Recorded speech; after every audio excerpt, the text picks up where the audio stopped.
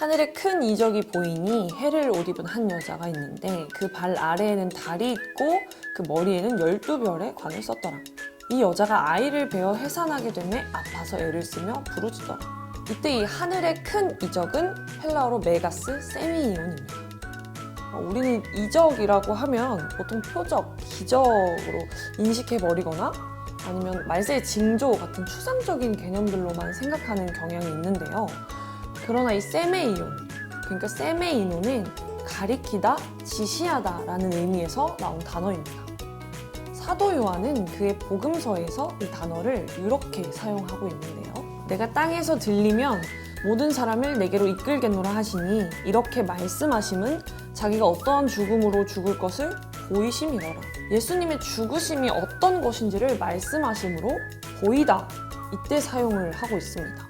그래서 이 표적은 하나님께서 이루시는 구원의 역사를 계시하는 것입니다. 그러므로 이 표적을 어떤 징조나 기적 같은 개념들로만 생각해서는 안 되는 것이죠. 구약에서 가장 대표적인 구원의 표적은 출애굽 사건입니다. 그러나 그것의 표면적인 것뿐만 아니라 그 안에 하나님께서 말씀하신 영을 우리는 읽어낼 줄 알아야 합니다. 주님은 요한에게 여자가 아이를 낳기 위해 해산의 진통을 하는 것으로 구원의 역사를 계시하셨는데요. 이것은 지금까지 없었던 그리고 앞으로 다가올 미래적인 사건을 말하는 게 아니라 에덴 동산에서부터 이스라엘 그리고 교회 모든 하나님의 백성들에게 나타나는 영적인 구속 사건의 본질입니다. 그래서 출애굽 사건도 사실 해산의 수고라는 영적 과정으로 볼 수 있는데요. 우리는 여자를 창세 이래로 부르심을 입은 모든 백성들로 이해하면 되고 이 여자는 반드시 해산을 통해 구원을 이르러야 합니다. 아담이 속은 것이 아니고 여자가 속아 죄에 빠졌습니다. 그러나 여자들이 만일 정숙함으로써 믿음과 사랑과 거룩함에 거하면 그의 해산함으로 구원을 얻으리라. 사도 바울은 당시 일반적인 제자들을 여자라고 말했습니다. 그들은 말씀의 깨달음을 가진 영에 속한 자가 아니라 에덴 동산에서 뱀의 미혹을 받았던 그 여자처럼 미혹에 빠져서 죄 가운데 있는 상태를 가리켜서 말한 것입니다. 그것이 당시 바울이 지적했던 초대교회 제자들의 영적 수준입니다. 그런데 그 여자들이 진정한 해산을 하게 되면 구원을 얻을 것입니다. 이것이 여자가 해산으로 아들을 낳음이라고 표현이 되고 맨 처음에 우리가 읽었던 9절에서 말하는 하늘의 큰 표적을 말하는 것입니다. 그 안에 하나님의 구원의 본질과 실제가 담겨 있습니다. 그래서 이 세메이온, 곧 표적, 이적의 본질은 십자가, 곧 해산의 수고이고 아들을 낳음은 부활을 의미하게 됩니다. 여호와께서 이르시되 내가 아이를 갖도록 하였은즉 해산하게 하지 아니하겠느냐.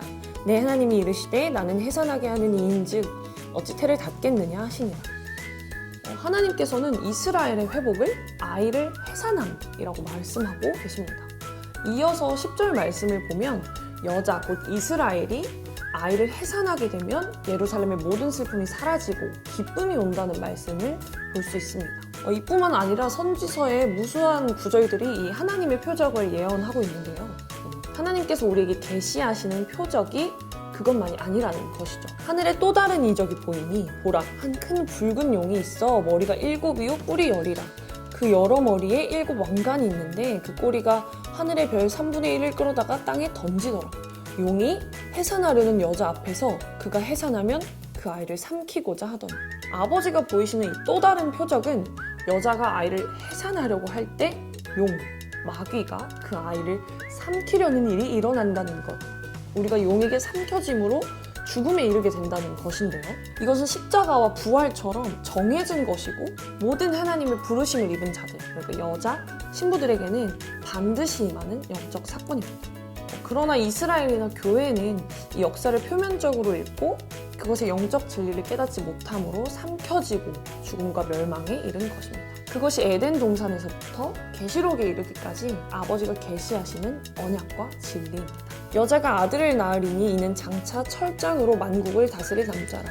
그 아이를 하나님 앞과 그 보좌 앞으로 올려가더라. 용이 여자가 낳은 아들을 삼키고자 하는 이유는 그 아이가 장차 장성한 자가 되면 철장, 강력한 왕의 법과 진리로 보좌에 앉아 만국을 다스리는 왕이 되기 때문입니다. 그것이 여자의 자손이 뱀의 머리를 상하게 한다는 창세기 3장 15절의 말씀이 이루어지는 것입니다. 이 창세기에 정하신 언약, 법대로 이루어지는 것을 마귀는 알고 있기 때문에 어떻게 해서든 이 아이를 삼켜서 장성한 아들이 되지 못하게 만드는데 총력을 기울이는 것입니다.